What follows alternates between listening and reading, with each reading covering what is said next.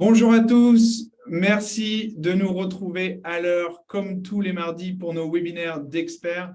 Je suis Romain Poirot, directeur commercial associé de French Morning Media Group. On est le média pour les francophones aux États-Unis. Aujourd'hui, le sujet est acheter un bien immobilier à New York. On va voir les 7 erreurs à éviter. Alors, les deux experts d'aujourd'hui qui vont répondre à toutes vos questions sont Renaud Detilly et Marius Coulon. Bonjour. Bonjour. L'agence Detilly Real Estate est l'agence leader des francophones à New York pour l'achat, location, vente, gestion locative et développement. Pour ceux qui ont l'habitude de suivre nos webinaires, vous connaissez le système. Vous êtes une centaine à vous être inscrits pour cette conférence. On va faire une première présentation pour vraiment faire le tour de la question et puis ensuite, on prend toutes vos questions. Donc, n'hésitez pas, que vous soyez sur Facebook, LinkedIn, YouTube, on est en direct. Donc, vous posez vos questions, je les vois et je les pose à nos experts. Je les poserai dans l'ordre d'arrivée. Pour les plus téméraires, comme d'habitude, il faut être sur Zoom pour ça. Vous pouvez lever la main. Vous en faites pas, votre webcam ne s'affiche pas. On a juste votre audio. On vous entend, vous posez votre question. On verra juste votre prénom. Je cache votre nom de famille, donc vous posez vos questions en toute discrétion. Je vais tout de suite laisser la place à Renaud qui va partager son écran et présenter un petit peu son activité. Merci Romain. Alors, je vais partager l'écran. C'est toujours un moment technique très important. Voilà. Share. Est-ce que tout le monde voit bien l'écran en entier? On est bon, parfait. C'est bon, c'est parfait. Merci beaucoup. Les petites présentations rapides de Detilly Real Estate. On est une agence spécialisée dans le real estate de résidentiel à New York. On est très spécialisé pour les francophones. Notre équipe est toute francophone aussi. On fait partie des meilleurs agents et brokers de New York depuis maintenant 2019. On est très spécialisé sur Manhattan, Brooklyn, les Hamptons. On a beaucoup de clients aussi, on a des partenaires à Miami et on est présent aussi à Paris, donc pour tout ce qui est achat et vente. On fait donc du résidentiel immobilier à New York, on fait du property management, donc de la gestion locative, et on fait pour nos clients investisseurs du développement immobilier. Voilà pour présenter en gros les 3 grandes activités de Detilly Real Estate. On s'occupe aussi bien évidemment beaucoup de locations et des expats qui arrivent. On est deux à vous parler aujourd'hui, Renaud, c'est moi, et Marius qui va vous exposer notamment un petit point sur le marché d'aujourd'hui avant de passer sur les 7 erreurs à éviter. Marius, à toi. Merci Renaud. En effet, avant de connaître les 7 erreurs, il faut s'informer un petit peu sur le marché actuellement. Le marché qui a changé énormément en quelques semaines depuis le mois de mai-juin. Donc, on va d'abord étudier tout ce qui s'est passé depuis le début de l'année, surtout avec le Q2 2022. On va regarder Manhattan, Brooklyn, les Hamptons et aussi Upstate New York. On commence avec Manhattan. Très rapidement, il y a 3 infos qui sont importantes sur cette slide. Des prix en constante hausse avec un peu des roller coasters depuis toutes ces années à Manhattan, mais ce qu'il faut retenir, c'est que depuis le Covid, les prix ont explosé. On a des nouveaux records aujourd'hui avec plus 12% donc en un an. Aujourd'hui, le prix moyen à Manhattan, c'est environ 2 150 000 $. Ce qui est important de savoir aussi, c'est que depuis un an, les délais de vente ont été réduits quasiment de moitié et l'inventaire, lui, a été plutôt stable. On va voir ensuite Brooklyn, qui suit une tendance un peu différente où nous n'avons connu aucune baisse depuis ces 10 dernières années. Pareil, avec des records de vente pour ces derniers mois, en tout cas ce début d'année 2022. Pareil, comme Manhattan, une hausse de 12% environ, mais un inventaire qui est de plus en plus faible, qui est de seulement qui a été réduit de 35% en un an. Donc, il y a très peu de biens. Et ce qu'on a vu, nous, depuis le début de l'année, en fin d'année 2021, début d'année 2022, c'est qu'il y avait les appartements sur le marché, il y avait 50, 60, 70 personnes aux open house pendant le week-end, et on voyait des biens partir à 10, 15, 20% au-dessus du prix d'achat. Donc, ça a été un marché très concurrentiel, en tout cas jusqu'à cette période de mai-juin 2022. Je peux rajouter une petite chose, Marius, là-dessus. Ouais, c'est vrai que ça fait, je ne sais pas combien de webinars et de conférences qu'on fait sur ce sujet-là. On a toujours poussé et fait privilégier notamment Brooklyn, et on s'aperçoit que depuis qu'on parle de Brooklyn, c'est-à-dire depuis déjà maintenant plusieurs années, le prix de marché, il n'y a qu'à regarder cette flèche rouge qui est sur une pente ascendante, n'arrête pas d'augmenter. C'est pour ça qu'on a un des plus gros bureaux ici, notamment de Thierry Estate à Brooklyn. Exactement. Merci. Une slide importante, on ne parle pas souvent dans nos webinaires, les rentages, donc les locations. Pareil, Manhattan, Brooklyn. Manhattan, on a le record, le prix moyen qui a été dépassé à 5 100 $ par mois en juillet. Donc ça, c'est les chiffres de juillet 2022. Exactement. Donc c'est une augmentation de 30%. Avec un inventaire qui s'est réduit de 40% à Manhattan et un inventaire qui s'est réduit de 70%. Alors, l'inventaire était plus important après le Covid, évidemment, mais il y a deux faits à cette augmentation des prix, des loyers. Le premier, c'est les acheteurs qui se sont un peu découragés cet hiver parce qu'il y avait une compétition trop importante, donc ont renouvelé leur lease.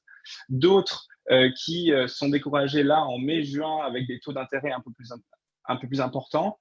Et également le retour des expats en force depuis janvier. Nous, c'est assez marrant. En 2021, on n'avait que des gens de l'ONU parce qu'on est très spécialisé avec les diplomates. On est un des agences qui travaillent le plus avec les diplomates de l'ONU, notamment. Et nous avons que cette partie de clientèle, alors qu'en 2022, nous avons placé plus de 40 familles là aujourd'hui, depuis décembre 2021, qui sont arrivées, des familles qui travaillent pour des grosses entreprises françaises ou européennes. Et donc, ces deux facteurs-là ont fait augmenter les prix car il y avait très peu de biens sur le marché, en tout cas la location. Rapide point sur les Hamptons. Donc, on a une équipe dans les Hamptons depuis avant Covid, depuis fin 2018, début 2019. Covid est arrivé, le Covid est arrivé, les Hamptons ont explosé. Dans les Hamptons, il faut savoir qu'il y a 80% des maisons sont des résidences secondaires. Donc, les gens sont allés chercher plus d'espace dans les Hamptons et ont acheté leur maison secondaire. Donc, les 20% que vous voyez là, c'est 20% d'augmentation entre Q2 2021 et Q2 2022. Donc, en un an, on a 20% d'augmentation avec un inventaire qui s'est encore réduit. Ça, c'est également jusqu'à fin juin.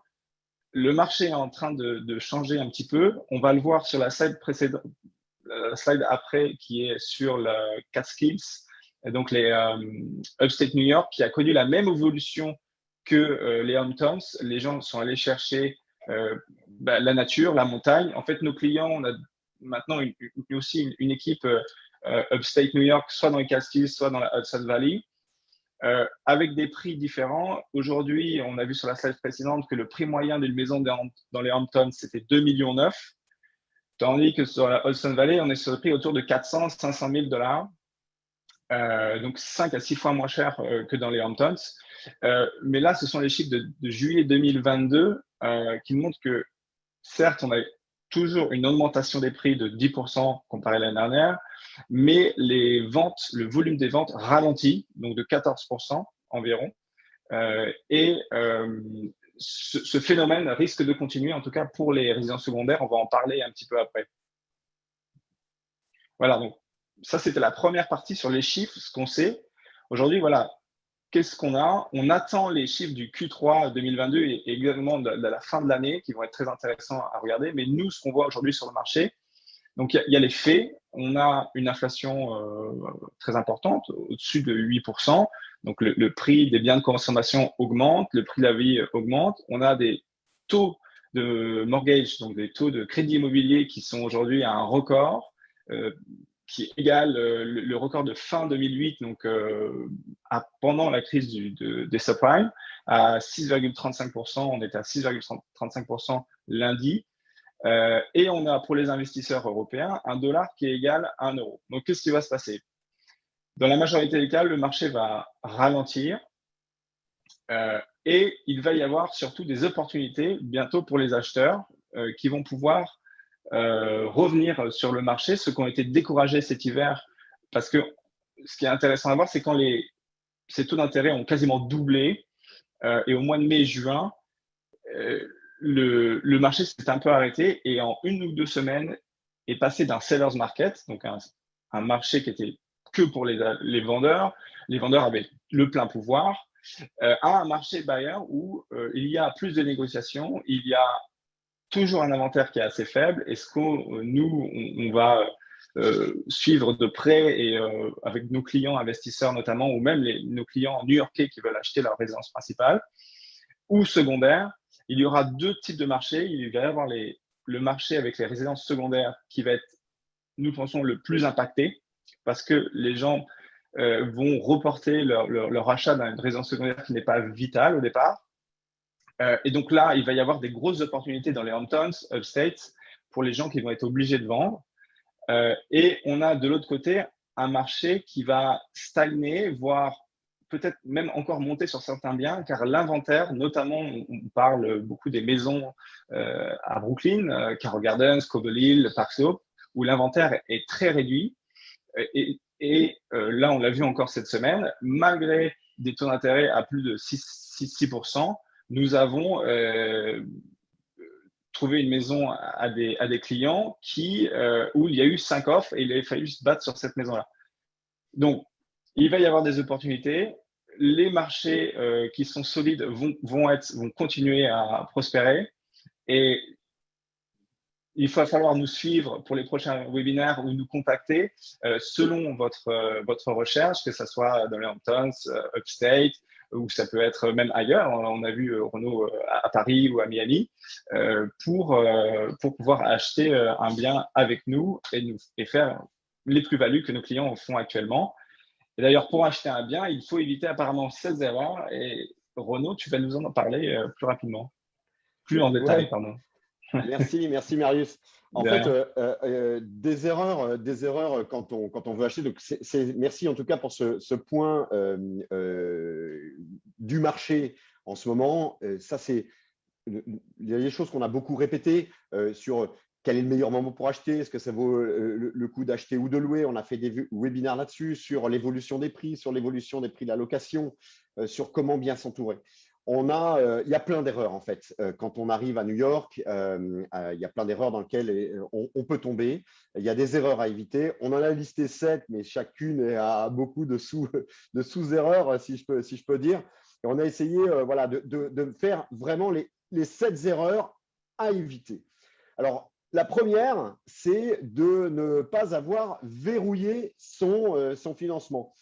La première chose à faire, évidemment, c'est d'aller voir sa banque, son banquier, ses banquiers, ses courtiers en prêt immobilier pour pouvoir faire jouer la concurrence entre les banques. Ce qui est très important, il faut retenir 2 choses. La première, c'est qu'aux États-Unis, on va emprunter 80% de la somme du bien immobilier, mais il faut avoir 20% de cash, plus les closing costs qui sont environ de 4%, plus faible qu'en France où c'est 7%. Mais résultat, il faut avoir en tête que si je veux acheter quelque chose à 2 millions de dollars, il faut que j'ai au moins 400 000 de cash, plus le fait d'avoir les 4% des closing costs. Donc ça, c'est une chose qui est importante. Pour pouvoir valider un contrat de vente, c'est-à-dire au moment de la signature du contrat de vente, il faut mettre 10% de down payment tout de suite sur la table, en moins d'une semaine. Donc ça, déjà, ça veut dire qu'en amont, il faut déjà avoir préparé le fait si on a de l'argent qui est aux États-Unis, c'est très simple, mais si on fait venir de l'argent d'ailleurs, si j'ai des actions de mon entreprise qu'il faut que je vende, si je dois faire venir de l'argent de ma banque française, ça ne se fait pas en 5 jours, ça ne se fait pas en une semaine, surtout pour des montants qui sont comme ça. Et la deuxième chose, c'est que vous pouvez aussi énormément gagner sur les coûts de transaction, voire même les taux de change. Donc ça, c'est la première chose. La deuxième chose, c'est de bien vérifier et de bien faire jouer la concurrence pour vérifier les coûts finaux de prêt pour son financement. Je donne un exemple qui est très marrant, c'est qu'on a pas mal de clients qui parfois nous disent « Bon, ben non, je vais passer avec ma banque, je pense que ça sera de toute façon, c'est bien, j'ai une bonne relation avec eux depuis des années. » Et c'est les mêmes personnes qui vont aller comparer le prix de l'essence pour mettre dans leur voiture. Ils ne vont pas faire attention sur quelque chose qui va pouvoir leur faire économiser potentiellement des centaines de milliers de dollars. Et en revanche, ils vont aller regarder les prix de l'essence pour mettre dans leur voiture. Donc, non, évidemment, il faut avoir verrouillé complètement cette partie de financement qui nous permet de faire jouer la concurrence et de gagner des centaines de milliers de dollars et de savoir quand est-ce qu'on va pouvoir faire venir l'argent. Et le montant qu'on va pouvoir emprunter au global, c'est hyper important en fait. Donc voilà. Erreur numéro 1 à éviter, ne pas avoir verrouillé son financement en amont d'un achat. Il faut absolument savoir combien on veut acheter, comment on veut l'acheter, à quel prix, à quel taux, etc. Deuxième erreur, ne pas avoir choisi en amont un bon avocat. Il y a deux choses qu'il faut vraiment retenir là-dessus. C'est que parfois, on a des clients qui nous disent, voilà, moi, je travaille dans une grande entreprise américaine. Cette grande entreprise, parmi les avantages qu'on a, on a un avocat qui nous est pas commis d'office, parce que ce n'est pas le mot, mais sur lequel je paye un frais très, très réduit, voire pas de frais parfois, parce que ça peut être offert dans le cadre des compensations que les personnes peuvent avoir.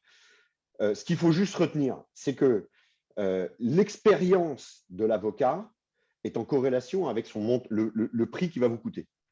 Donc là encore, ce qu'il faut, c'est avoir une relation très intuitive, personnelle avec un avocat dans lequel on a confiance et qui nous convainc, qui vous convainc. Et la deuxième chose, c'est qu'il y a quand même un effet de corrélation entre le prix et l'expérience.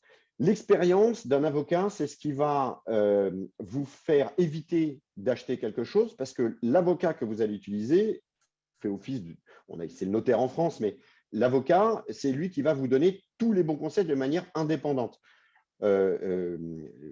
L'agent immobilier est en dehors de la conversation que vous allez avoir avec votre avocat. Et il va vous dire, voilà, achète, achète pas, il y a tel risque sur le titre de propriété, il y a tel risque sur des risques X, Y, Z qu'il a pu lister en faisant, lui, ce qu'il appelle une due diligence, qu'on appelle une due diligence, pour voir si le titre, la bien, la maison, etc.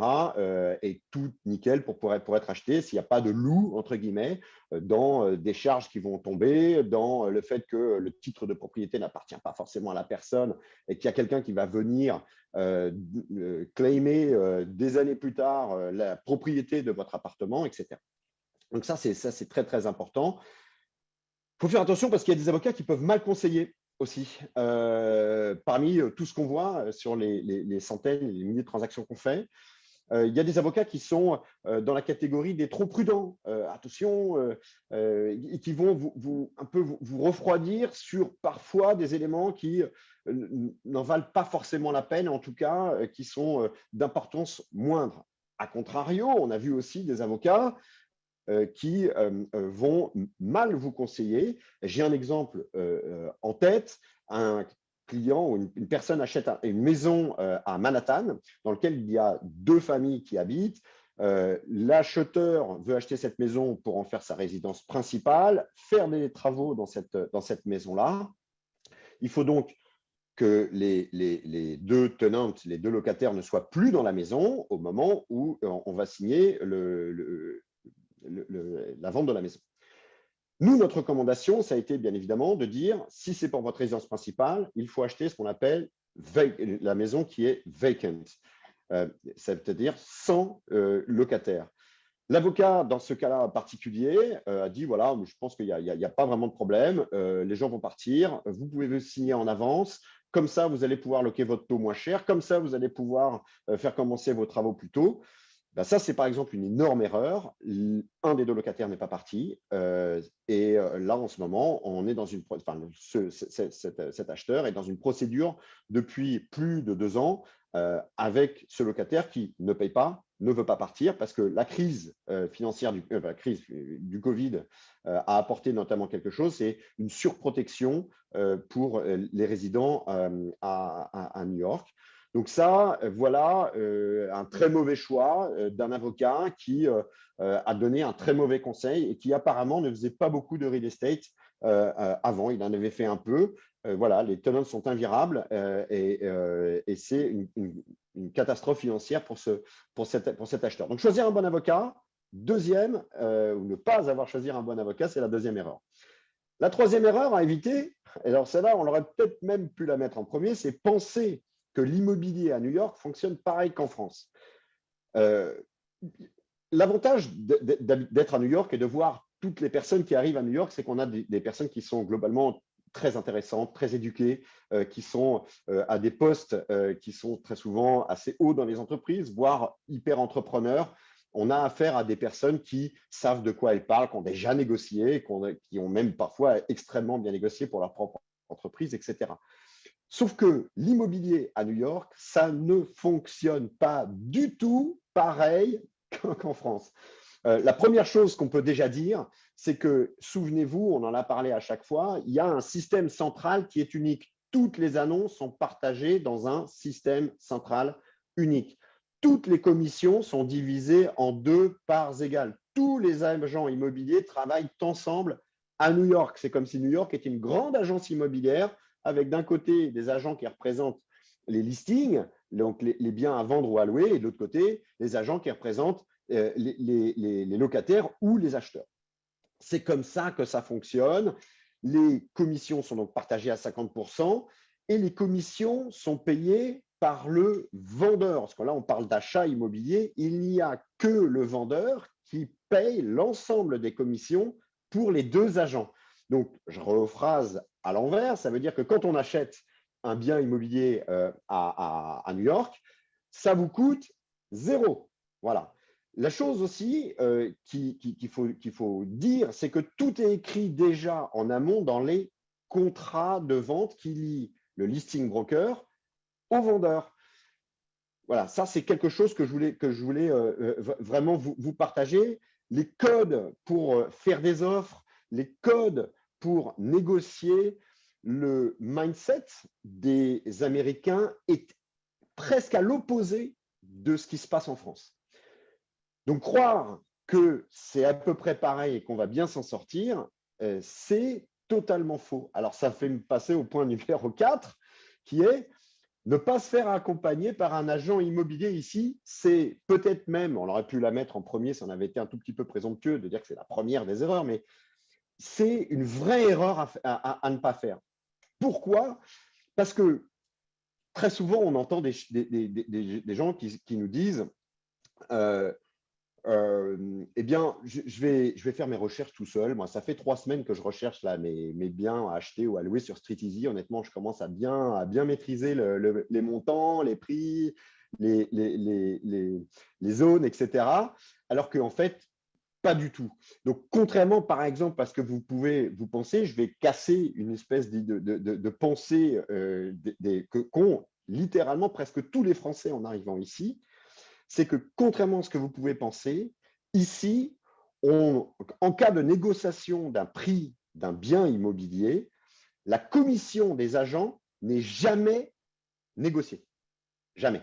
Voilà, c'est ça ce qu'il faut vous dire, qu'il n'y a que le prix du bien qui est négocié dans le cadre d'une transaction immobilière. Donc, pensez qu'on ne va pas passer par un agent pour gagner 3% et donc avoir un prix qui va être inférieur, c'est une fausse idée reçue. Dans la plupart, dans quasiment tous les cas, ça ne va pas changer l'histoire de la commission. Donc, première erreur que les gens font. Et dans la deuxième cas, négocier ici, ça se fait d'une manière très, très différente qu'en France. Les codes ne sont pas du tout les mêmes, la manière d'aborder les choses ne sont pas du tout les mêmes. Et à moins que vous soyez, comme nous, des experts de la négociation, vous allez forcément faire des erreurs. Négocier, c'est une vraie technique.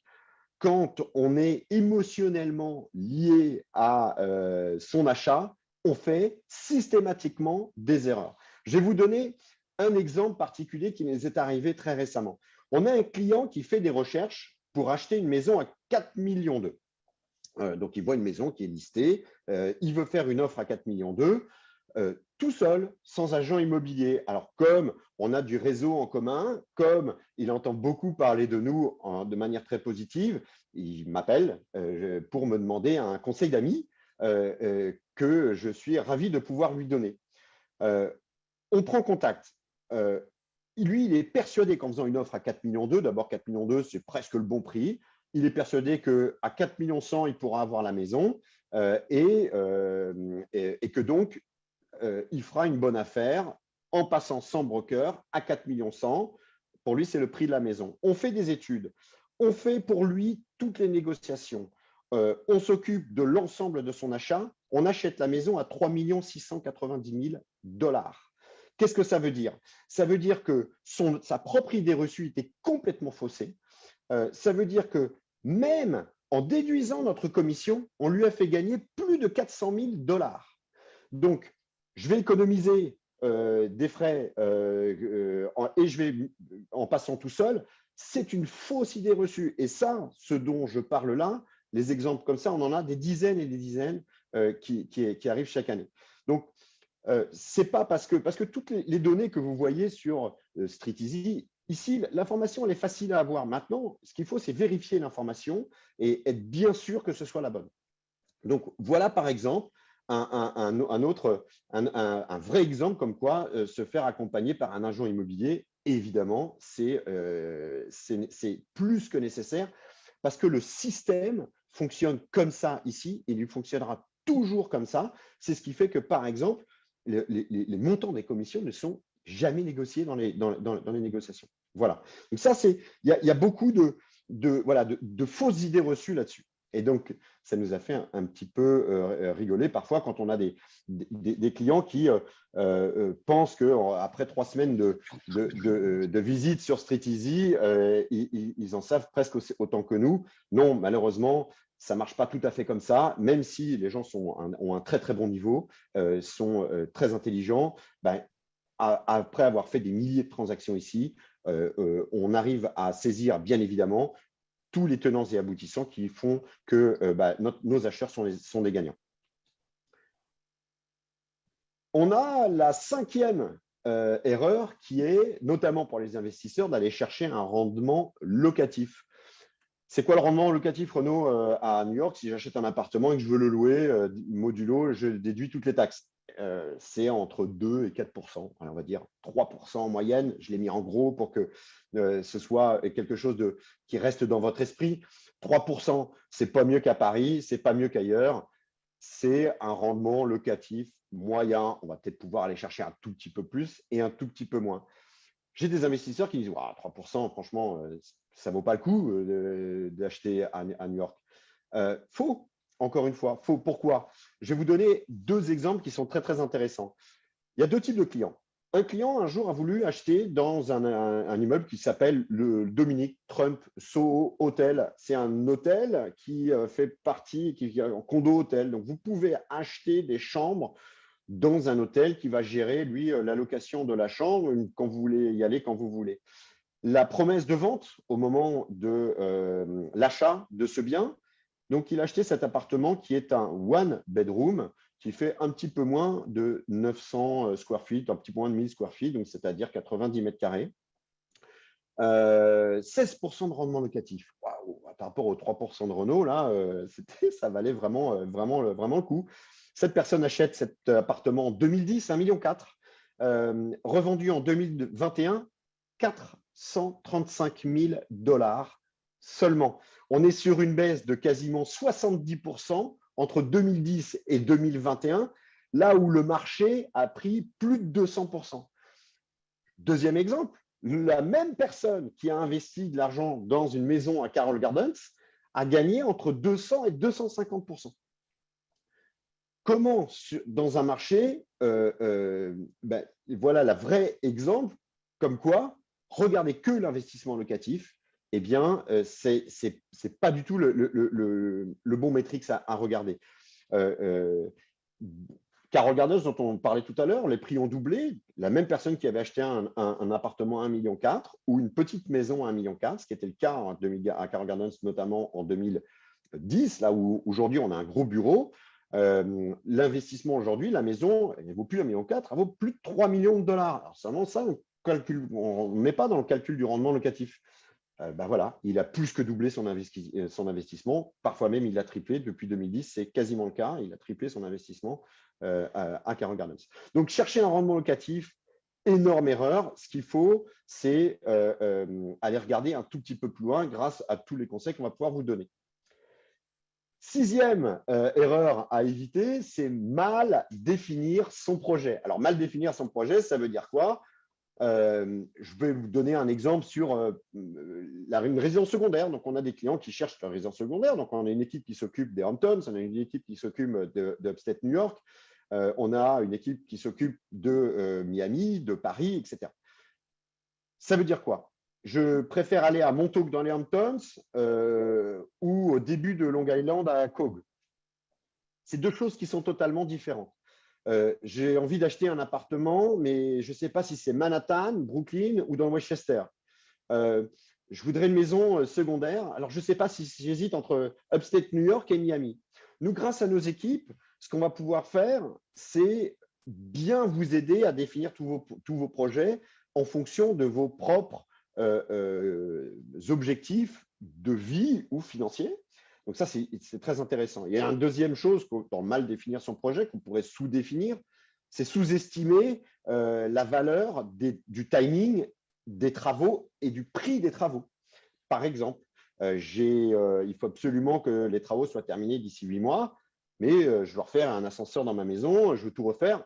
Ça ne va pas être possible. Nous, on est là aussi pour vous raconter un petit peu comment, en fonction des projets et des travaux, comment tout ça se passe, pour que ce soit le plus réalistique possible. On a des clients qui lui disent « J'aimerais bien acheter, faire un investissement locatif, mais qui soit en même temps un pied-à-terre. Donc, est-ce que je préfère plutôt Manhattan sur le bord de Central Park ou est-ce que mon objectif, c'est de faire un maximum de profit quand je vais revendre mon appartement dans 5 ans ?» Là, on est pareil sur deux types de produits, deux types de biens qui sont totalement différents. J'ai envie d'y habiter, je n'ai pas envie d'y habiter. Voilà. Et dernière chose, c'est… j'ai un budget de 600 000 à 1,2 million.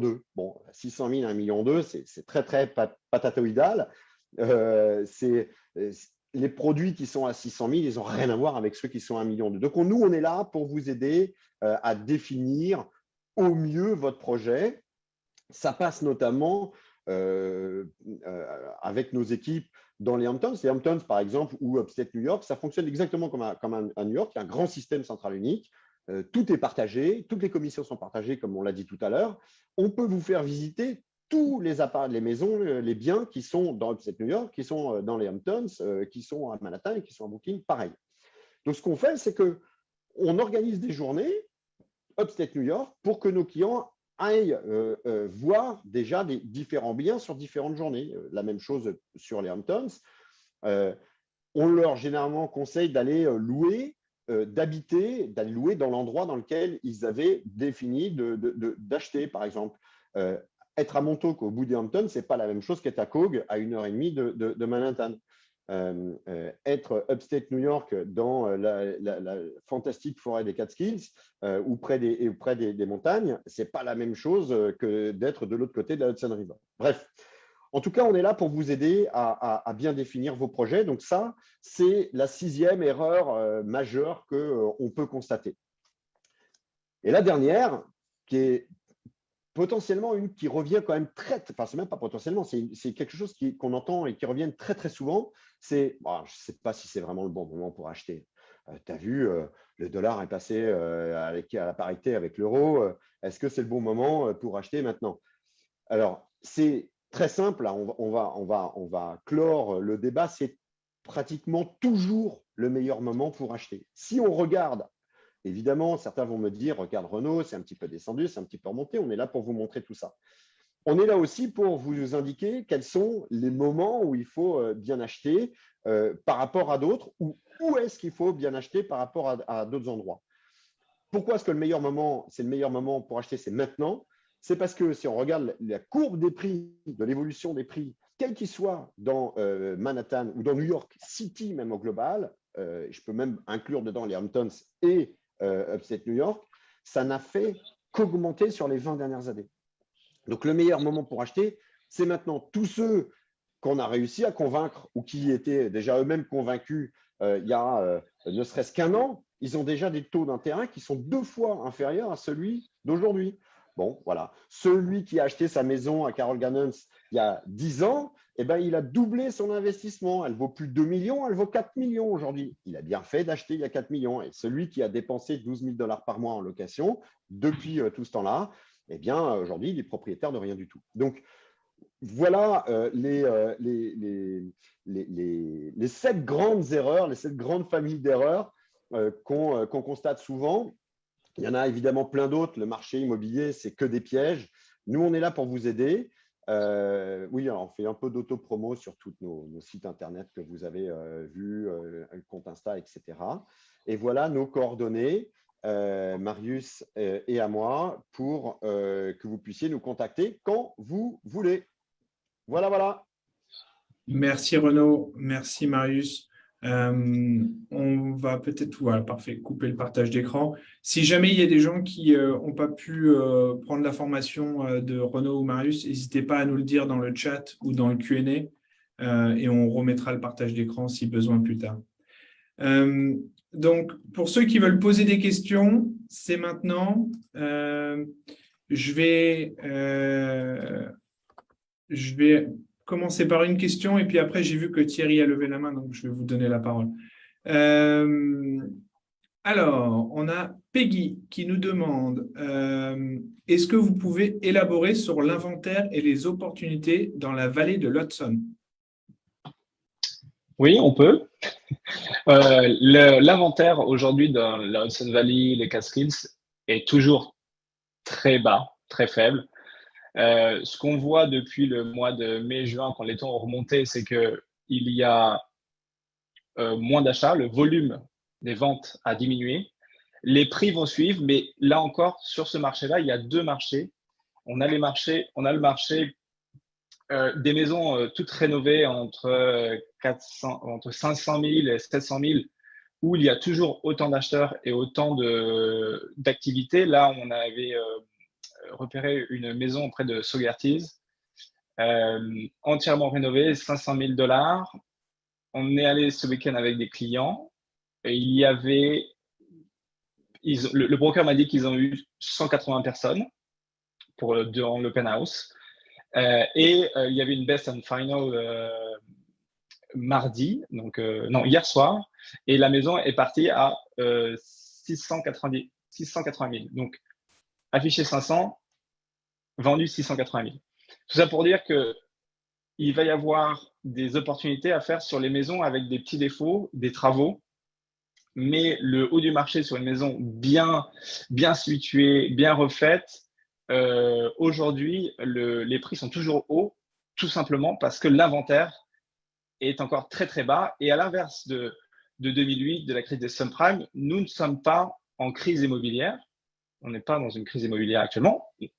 Ça peut évoluer ça peut évoluer en crise immobilière, mais pour le moment, nous ne sommes pas. Le marché, il est sain. Les gens qui ont acheté des maisons, les ont achetées, ils avaient de l'argent, ils ont toujours de l'argent. Et ce qui va se passer, c'est que s'ils n'ont pas le prix qu'ils veulent lors de la vente, ils vont la retirer du marché et la vendront peut-être plus tard ou la loueront. Donc, pour le moment, l'inventaire est bas. Il y a moins de ventes, certes, et il y a des baisses des prix, mais seulement sur les maisons avec des défauts ou avec beaucoup de travaux. Je vais même rajouter un truc, Marius, c'est que, en tout cas pour répondre à Peggy, il y a aussi en ce moment des recherches qu'on fait beaucoup pour nos clients, c'est des recherches de terrain viabilisés ou non viabilisés. Et là, pour le coup, c'est un autre type de projet. On parlait tout à l'heure des 7 erreurs à éviter, notamment le prix de la construction, les délais des travaux, etc. On est sorti de la galère, entre guillemets, du Covid, où il y avait des problèmes d'approvisionnement pour les matières premières et pour la main-d'œuvre, notamment pour la construction. Et aujourd'hui, on regarde pour nos clients à la fois, Marius a raison, des biens qui sont nickel, mais qui, pour le coup, là, il y a énormément de compétition. Des biens qui sont plutôt à rénover. Nous, on a la clientèle plutôt européenne aime bien plutôt ça, parce que c'est vrai que là-dessus, on va pouvoir faire un petit effet de levier.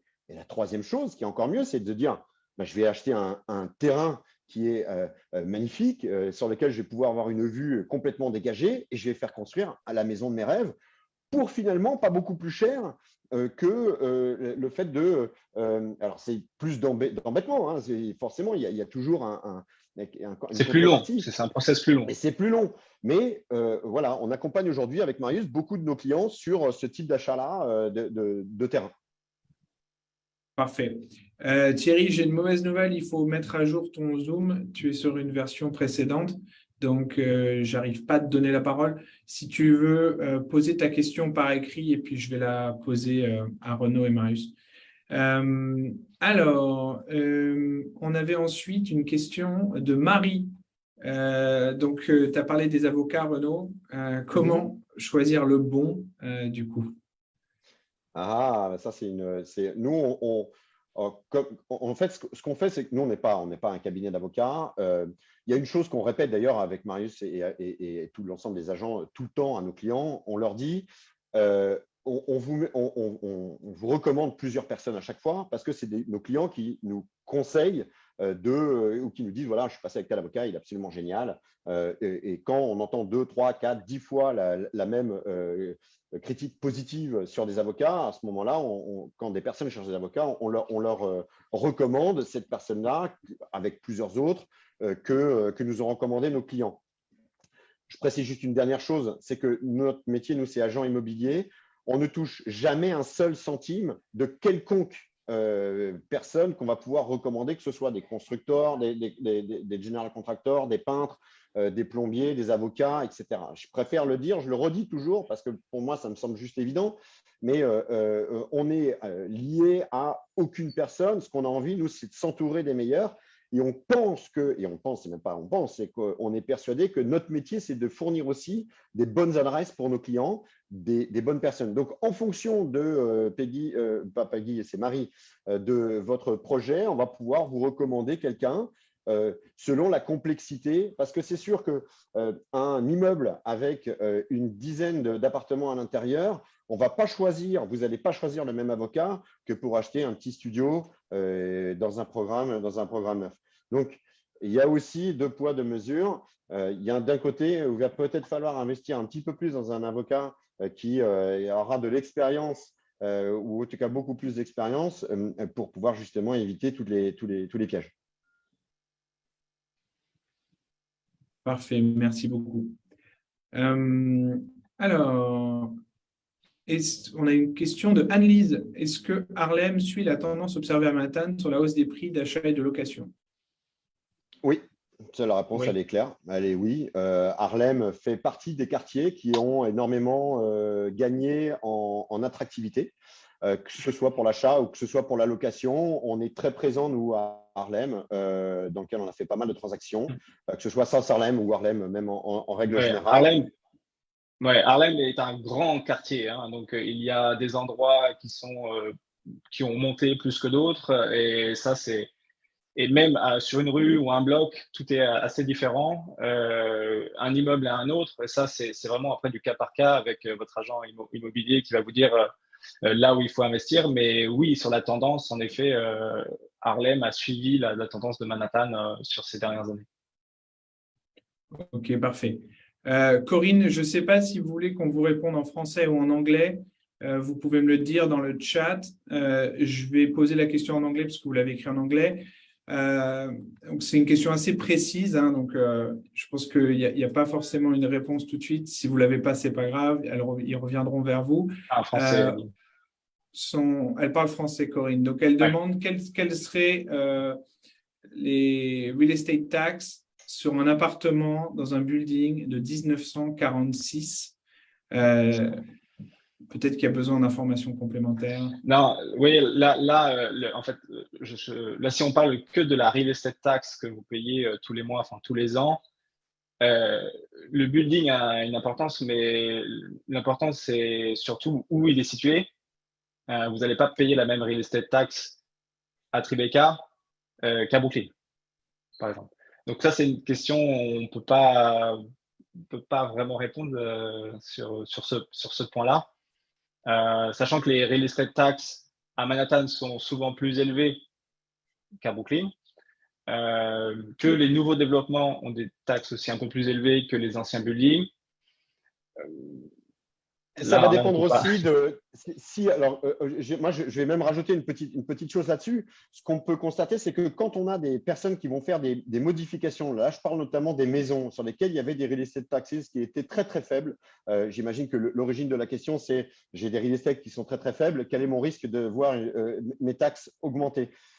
Si on ne fait pas ou peu de modifications, il y a peu de chances que les real estate taxes changent. Si on fait des modifications majeures dans une maison, à ce moment-là, l'IRS va, notamment les systèmes des taxes de real estate vont se mettre leur nez dans le système et ça va être réajusté. Donc, il y a pas mal de variantes dans cette question.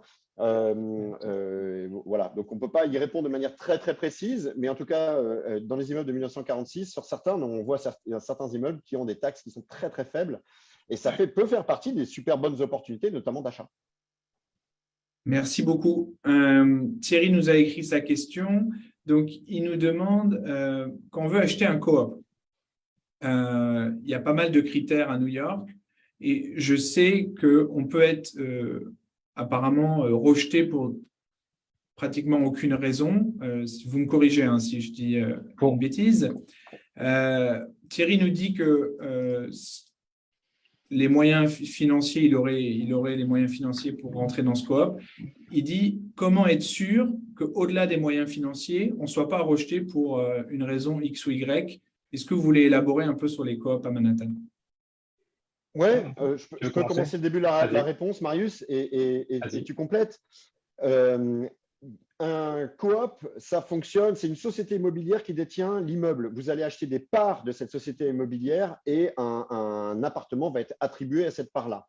Le coop a un système qui est bien propre. Vous pouvez, dans 80% des cas, pas le louer. Donc, c'est pour ça que nous, on n'en parle pas beaucoup parce que ce n'est pas très intéressant pour les gens qui ne sont pas new-yorkais ou qui ont envie de rester à New York. Ça va être très intéressant pour d'autres personnes. Nos investisseurs, par exemple, ne s'intéressent pas du tout aux coop pour les raisons bien évidentes qu'on connaît. Si on ne peut pas louer l'appartement et que ça doit être obligatoirement une résidence principale, ça ne les intéresse pas. En revanche, qu'est-ce qu'il y a? Il y a ce qu'on appelle un board.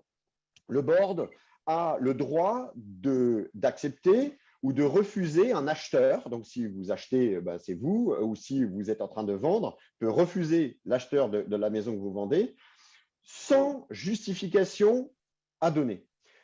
Donc, ça peut être basé sur n'importe quoi autre que la partie financière qui, évidemment, doit aller avec ça. Pour répondre très précisément, Thierry, à ta question, nous, ce qu'on fait quand on fait des achats de coop, c'est qu'on construit un dossier, on fait du training, on va passer des séances à expliquer ce qu'il faut dire, comment il faut le dire, la manière de s'habiller, par exemple. Tout ça, c'est très, très, très important.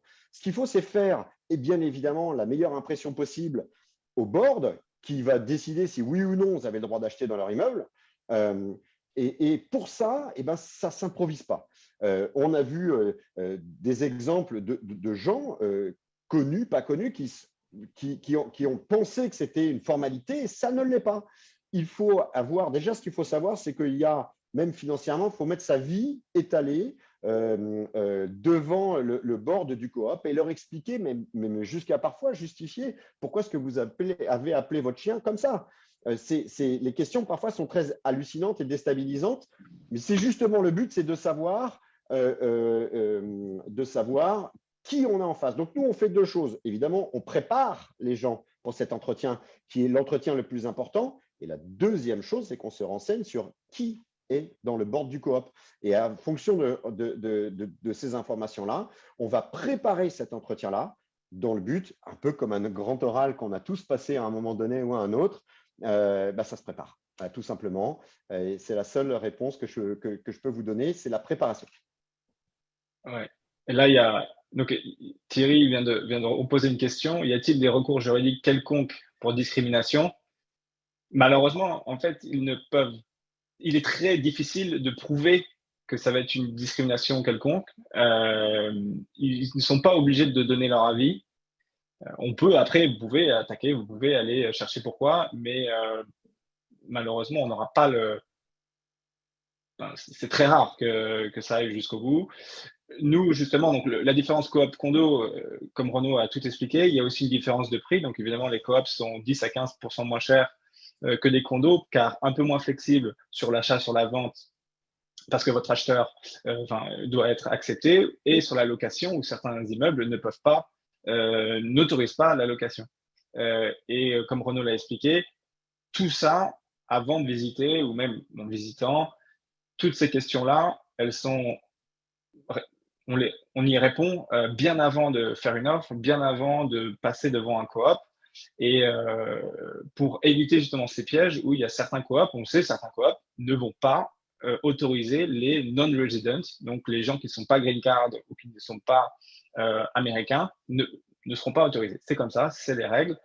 Ça a tendance à être de plus en plus flexible. Beaucoup de coops s'ouvrent, se transforment en condos et sont un peu plus flexibles parce que c'est des jeunes qui arrivent et qui ouvrent un petit peu ces règles-là. Mais pour les recours juridiques, c'est plus compliqué de prouver en fait la discrimination. Ça va être très compliqué. Ok, parfait. On a Anissa qui avait une question pour vous. Je crois que vous en avez parlé un peu, mais on peut peut-être en reparler. Bonjour Anissa, j'espère que tu vas bien. Pensez-vous que la récession qui nous pend au nez peut faire chuter les prix de l'immobilier à New York, voire les alentours, Brooklyn ou autres? Ouais. Oui, alors non, on n'est pas encore en récession. Oui, il y a forcément un impact, comme je l'ai dit tout à l'heure, avec des quartiers. Après, ça sera quartier par quartier. Il va y avoir les prix vont forcément stagner, voire baisser dans certains endroits, les endroits les moins désirés, les appartements avec défaut. Si vous parlez d'un rez-de-chaussée sur cour, sans jardin, sans lumière, d'un appartement sur un grand boulevard, une grande avenue avec du bruit, ces appartements-là, en temps de crise, comme d'habitude, vont être les plus impactés.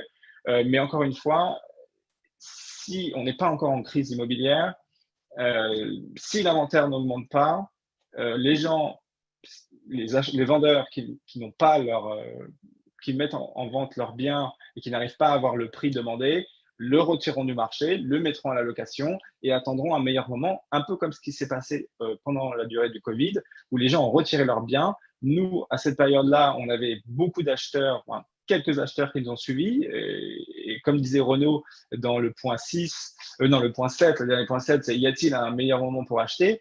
Non, parce qu'il y aura toujours des freins et certains sont freinés par tout ça. Le Covid, il y avait des moins 15, moins 20% sur certains biens, mais il fallait prendre le risque d'avoir une économie qui n'était pas encore relancée. On parlait que Manhattan était désert, on parlait de tout ça, mais il y a des gens qui ont pris le risque. Et donc, ces risques-là sont ensuite récompensés, souvent très, très récompensés, parce que l'immobilier est un long game. Donc, même si vous achetez maintenant, là, ça va être très intéressant, surtout dans les résidences secondaires où c'est très saisonnier. On achète pendant l'été, le mois de mai. L'hiver va être plus dur. Et pour les gens qui vont avoir à vendre, il va y avoir besoin de vendre, il va y avoir des opportunités. Et c'est à ce moment-là que nous, on a plusieurs clients, plusieurs acheteurs qui sont prêts à jumper sur ces opportunités-là. Donc oui, il va y avoir un impact, mais pas pareil partout. Et comme on disait tout à l'heure avec Carroll Garden, par exemple, les maisons à Carroll Garden, il n'y en a pas, donc les prix ne vont pas baisser. Parfait.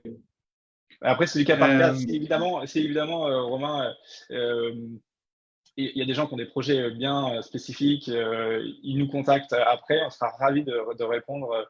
Là, parce qu'on fait des réponses très globales, on pourra répondre très précisément avec des chiffres et surtout leur dire ce qu'il faut faire actuellement. Bon, moi, j'en retiens qu'il va y avoir des opportunités à prendre.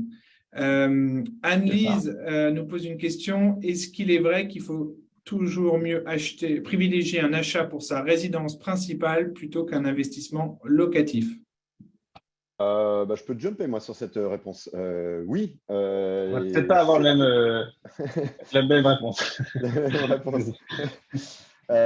Moi, après, ça reste quelque chose qui est très personnel. Moi, je pense que c'est beaucoup mieux d'être propriétaire de sa résidence principale, notamment parce que ce que je vois autour de nous et nos clients qui achètent leur résidence principale ont tous fait une plus-value immobilière sur leurs biens. Donc, dans ce sens-là, oui, ça vaut le coup. J'ai acheté une maison qui valait 2 millions, aujourd'hui elle en vaut 4. J'ai bien fait d'acheter ma résidence principale plutôt que de dépenser 300 000 $ par an en location depuis 10 ans. Donc, voilà, moi, ma réponse là-dessus. Sur ça, c'est vrai que c'est assez orienté sur les maisons, les condos, les appartements, sur la résidence principale. La deuxième chose qu'il faut se dire, c'est que quand on a un investissement locatif, on paye aussi des impôts sur le revenu. Donc, il y a tout ça, ça reste des choses qui sont à peser entre le montant que vous allez dépenser et dernier élément qui est le temps. Le temps, c'est est-ce que vous posez cette question parce que vous savez que dans 2 ans, vous êtes parti, vous revenez en France, ou est-ce que vous posez cette question parce que vous savez que vous allez rester pendant 15 ou 20 ans ou ad vitam aux États-Unis? Là, la réponse, ça ne sera peut-être pas tout à fait la même. Moi, d'un point de vue personnel, je trouve que oui, il faut mieux privilégier l'achat de sa résidence principale.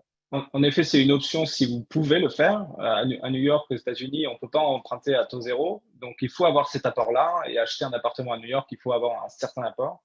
Si vous ne l'avez pas et que vous voulez commencer dans l'immobilier, gardez une location et allez investir dans des endroits qui sont moins chers ou une résidence secondaire dans Upstate.